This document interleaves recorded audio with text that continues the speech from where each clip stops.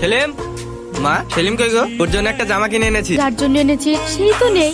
আমার নাম সেলিম, আমি গ্রাম থেকে শহরে এসেছি একটা কাজের খোঁজে। আজ থেকে তুমি এই হোটেলের ম্যানেজার। হাসি, কাল তোর বিয়ের জন্য ছেলে পক্ষ দেখতে আসবে। কিরে হাসি, মন খারাপ করে আছিস? কিছু হয়েছে? জানিস সেলিম আমার সঙ্গে পুরো বন্ধ করে দিয়েছে।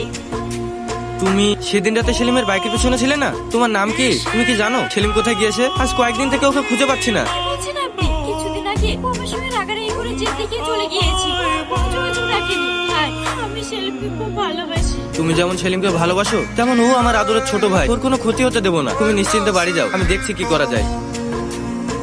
কি ব্যাপার, ব্যাগ ট্যাগ গুছিয়ে এখন আবার কোথায় যাবে? কলকাতা যাচ্ছি সেলিমকে খুঁজতে। ভালোই তো হয়েছে, আপদ বিদায় হয়ে গেছে। ওকে আবার খুঁজতে যাওয়ার কি আছে? একদম চুপ। তুমি সেলিমের নামে আর একটা বাজে কথা বলবে না। ভুলে যাও না সেলিম আমার ছোট ভাই। আমার ফ্যামিলির জন্য তোমার কি চা পাওয়ার কোনো কমতি রেখেছি? তুমি যখন যা চেয়েছো তাই দিয়েছি। তাহলে তোমার এত সমস্যা কোথায়? সেলিম যদি তোমার নিজের ভাই হতো তাহলে কি এমন কথা বলতে পারতে? আর একটা কথা শুনে রাখো, আমার ফ্যামিলিকে ফ্যামিলির মতো দেখবো আর তোমাকে তোমার মতো। তাতে যদি তোমার কোনো সমস্যা থাকে তাহলে আমি ফিরে এসে যেন তোমাকে এই বাড়িতে না দেখতে পাই। ভাই কত জায়গায় না খুঁজলাম, এত বড় শহরে খুঁজে পাওয়া তো সহজ না। চল আমরা বাড়ি ফিরে যাই। তাই বললে হয়? এসেছি যখন আর কটা দিন দেখি।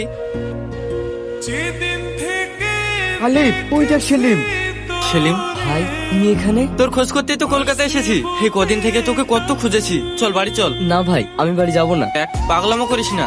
মাথার উপর আব্বু মা থাকলে একটু তো শাসন করবেই। তাই বলে বাড়ি ছেড়ে চলে আসতে হবে? চল বাড়ি চল। বললাম তো যাব না। আমাদের জন্য যাবে না ভালো কথা, কিন্তু হাসির কথাটা ভেবে অন্তত চল। মেয়েটা তোকে পাগলের মতো ভালোবাসে। দেখ ভাই, এমন করিস নি ভাই, চল।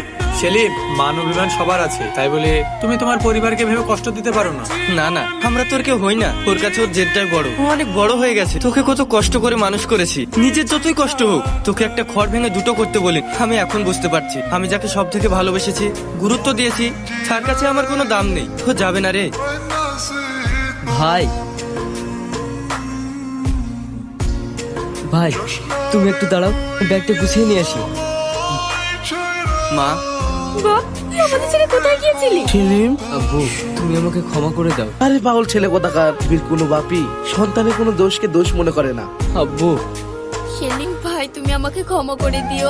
আমি তোমাকে অনেক অপমান করেছি। আরে ভাবি, তুমি এসব কি বলছো? ভাবি হলো মায়ের মতো, আর মা কখনো ছেলের কাছে ক্ষমা চায়? আমার পাগলি ভাবি। শুধু কি তোমার ভাবি পাগলি? আমার দেওরটাও তো পাগলা।